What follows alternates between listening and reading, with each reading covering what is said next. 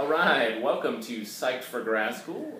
This is our new graduate school show, a spin-off, if you will, of Psyched for Careers. My name is Ryan Martin. I'm the chair of the psychology program here at UWGB. I'm Kate Burns. I'm the chair of the Human Development Department. All right, and today we are going to talk about, in our first ever episode, we're going to talk about letters of recommendation. Who should you ask? When should you ask? How should you ask? That sort of thing. So we're going to start with that first question.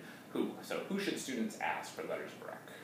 You should ask people who you've had in class, especially for classes that you've talked a lot in or talked to the professor a lot in. Maybe faculty who you've done like an independent study with, like an internship or research assistantship. Mm-hmm. All right, good. So as far as, let's say, someone's applying to graduate school right now this semester, when is a good time to ask for letters of rec?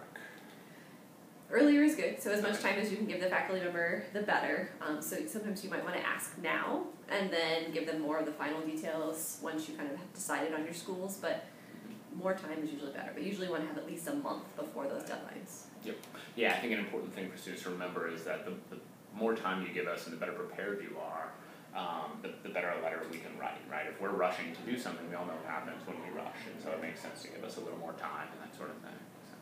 So, and how should students ask? What's the best way or the best process? How should they do that? Usually I recommend having students actually meet with me, just like a little brief meeting, and then for that initial ask, and then once they have the more details to come back with all of their information right there of what schools they're applying to, how we need to apply, or how we need to send the letter in. Yep. So it's all on that same packet of information. Yeah, and that's my sense too, is I sort of feel like just organized.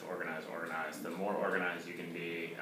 And I know one of the other things to keep in mind too is that different faculty have different information that they might want. You know, I like to see a personal statement so I can make some comments, and I have a little grid that I ask students to fill out that gives a sense of kind of where they're applying, how the letters to get there, and things like that. So follow those different faculty members' instructions to make sure you're staying organized and that sort of thing. So, all right, and like we have with the career version of this show, we've got a final tip. So every episode is going to end with a final tip.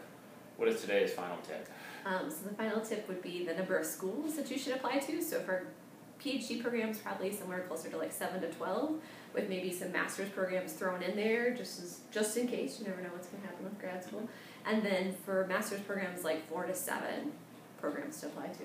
Outstanding. Yeah, one of the things I like to try and convey to students is that with graduate school, there's no such thing as a safety school, right?